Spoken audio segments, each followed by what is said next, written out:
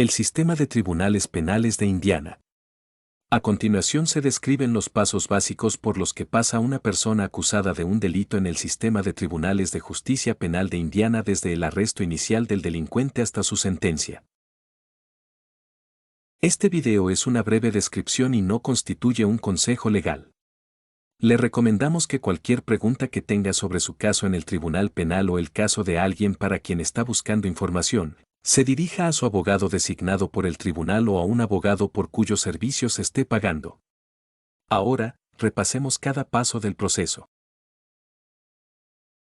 El delito. Para que alguien ingrese por primera vez al sistema de tribunales penales de Indiana, primero debe ser acusado de un delito. No es necesario que el individuo haya cometido un delito, la agencia policial que lo arresta simplemente debe tener una sospecha razonable de que la persona arrestada era el delincuente. El arresto. Un arresto es el acto de aprehender y poner bajo custodia a una persona, es decir, capturarla y detenerla en una cárcel de la ciudad o del condado hasta que se pueda recopilar más información sobre el delito y se puedan tomar decisiones sobre los próximos pasos en el proceso legal. El arresto también puede deberse a la emisión de una orden judicial. Reserva. El arrestado es llevado a una comisaría y fichado. El reserva incluye que le tomen una fotografía y sus huellas dactilares, además de que le hagan muchas preguntas sobre lo que sucedió que condujo al arresto, su historial personal y su estado de ánimo. Se inicia inmediatamente una investigación sobre sus antecedentes penales, pruebas o testigos. La mayoría de los abogados con licencia le recomendarán en este momento que permanezca en silencio y no proporcione ninguna información porque puede contar con que todo lo que diga será utilizado en su contra. Cuando se le permita hacer su única llamada, es mejor llamar a un familiar confiable o a un abogado porque sabrán dónde y cómo comunicarse con usted y podrán comunicarse en su nombre. Las compañías de fianzas y los abogados no siempre aceptan llamadas por cobrar, que es la única forma en que los arrestados pueden llamar.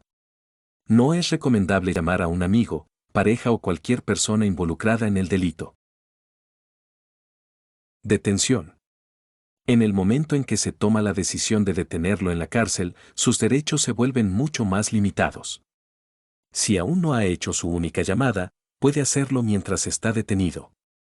Utilice este tiempo para comprender los cargos en su contra y sus próximos pasos, ya sea que incluya una fianza o una comparecencia ante el tribunal. Aunque es difícil, es el momento de tener paciencia. Los siguientes pasos varían, dependiendo del tipo de delito, la gravedad del mismo y el lugar donde ocurrió. Audiencias y comparecencias. Para que los arrestados tengan el debido proceso, que es el derecho a un trato justo a través del sistema judicial normal, las audiencias y comparecencias se llevan a cabo hasta el momento de la liberación o el juicio. Ejemplos de audiencias importantes incluyen la comparecencia inicial, también llamada primera comparecencia, lectura de cargos, audiencia preliminar y audiencia de fianza. El oficial que lo arrestó, la cárcel, el abogado o el tribunal le informarán al arrestado cuándo y dónde presentarse en las audiencias. El aviso podría estar en papel sin que se lo comuniquen en persona. Corresponde al tribunal decidir si las audiencias se llevan a cabo personalmente en una sala, por teléfono o por videoconferencia. Comparecencia inicial. También llamada primera comparecencia, es la primera vez que el arrestado comparecerá ante un juez. La comparecencia inicial ocurre dentro de 24 a 48 horas con excepciones si el arrestado está en la cárcel y posiblemente más si el arrestado está fuera de la cárcel bajo fianza. En la comparecencia inicial, el juez revisa la información del informe policial como el nombre, la dirección y el presunto delito cometido del detenido. A continuación, el juez informa al detenido de las acusaciones en su contra. El juez puede liberar al detenido si las pruebas en su contra son débiles, pero si existen pruebas suficientes, se establece la fianza. Si previamente se había establecido una fianza, el juez puede reconsiderar el establecimiento de una nueva fianza. El juez también informa al detenido sobre el derecho a guardar silencio y el derecho a tener un abogado. La comparecencia inicial no es el momento en que el acusado se declara culpable, sea culpable o no, y si se le hacen preguntas, las respuestas deben ser sí o no. Existe una excepción a no declarar culpabilidad en la comparecencia inicial porque a veces la comparecencia inicial puede ser la única comparecencia para delitos menores menos graves. La lectura de cargos.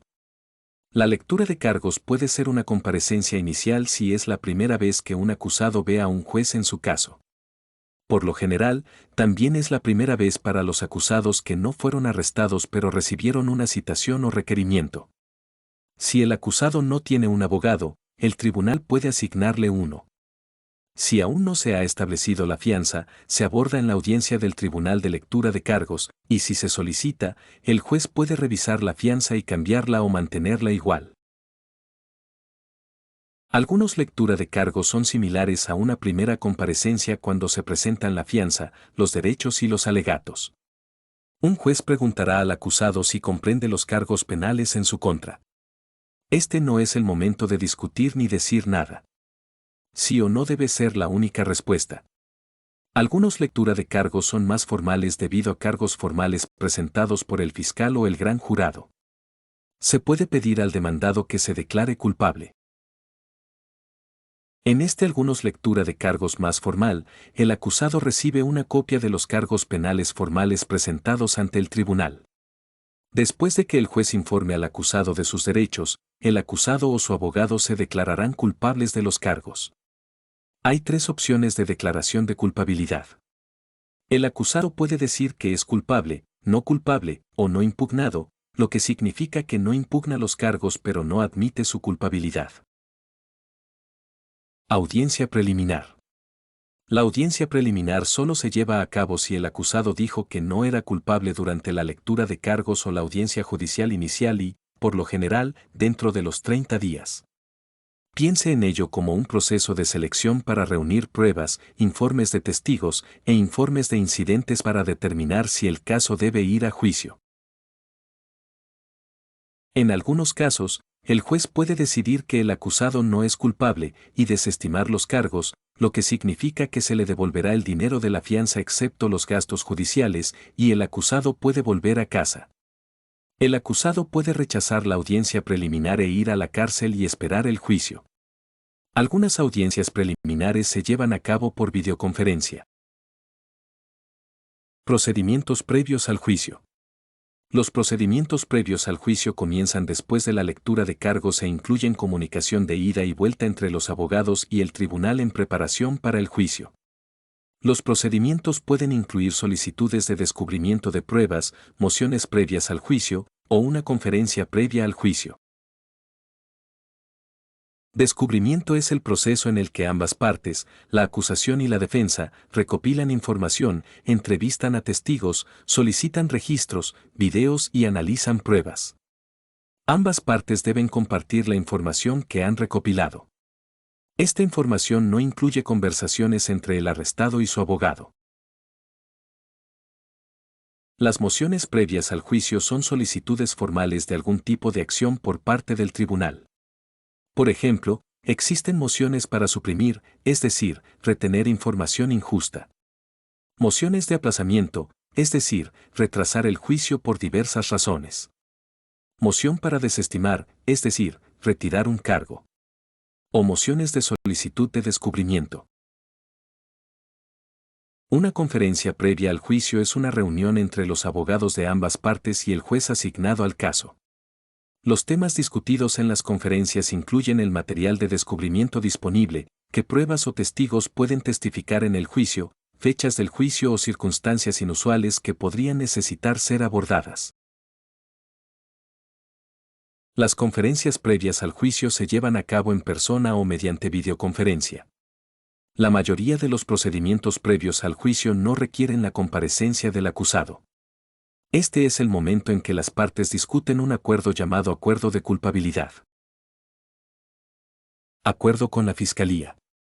La mayoría de los casos no van a juicio porque ambas partes llegan a un acuerdo de declaración de culpabilidad, en el que ambas partes intentan llegar a un castigo razonable basado en lo que se aprendió en los procedimientos previos al juicio. Solo se puede llegar a un acuerdo de culpabilidad si el acusado admite que es culpable a cambio de un castigo más leve. La razón por la que deben admitir su culpabilidad es porque no sería justo castigar a alguien que afirma que no es culpable. Si no se llega a un acuerdo de culpabilidad, el caso se lleva a juicio. Juicio. El juicio es donde ambas partes en un tribunal comparten su información frente a un juez o un jurado. Hay un orden establecido y reglas sobre cómo se presenta la información, y el juez se asegura de que se sigan las reglas. En un juicio penal, el fiscal presenta pruebas y testimonios de testigos para intentar demostrar más allá de toda duda razonable que el acusado cometió el delito. El abogado del acusado presenta pruebas y testigos para demostrar que el acusado no cometió el delito. Después de escuchar todas las pruebas, el juez o el jurado decide el veredicto si la persona es culpable o inocente. Si se selecciona un jurado, se denomina juicio conjurado. Si un tribunal tiene solo un juez que escucha a ambas partes, se llama juicio de bancas. Si el acusado es declarado inocente, es absuelto porque no había pruebas suficientes en su contra y pronto sale de la cárcel o bajo fianza. Si se les declara culpables, el siguiente paso es la sentencia. Sentencia. La sentencia es el castigo que el juez decide que debe recibir la persona. Los jueces utilizan pautas de sentencia escritas por Indiana para sugerir un castigo justo por el delito. Las sentencias pueden incluir una combinación de pena de cárcel o prisión, libertad condicional, multas, restitución, daños y otras condiciones. También se puede exigir libertad condicional después de cumplir la pena de cárcel o prisión o en lugar del encarcelamiento. Permite que el acusado regrese a la comunidad bajo reglas o condiciones específicas, tales como restricción de quién o dónde puede visitar el acusado, posible monitoreo con pulsera en el tobillo, reportarse a un centro de tratamiento o a un oficial de libertad condicional. Si una sentencia se considera severa, el abogado del acusado puede solicitar una apelación. Es importante que haga preguntas a su abogado y comprenda los pasos a lo largo del proceso judicial.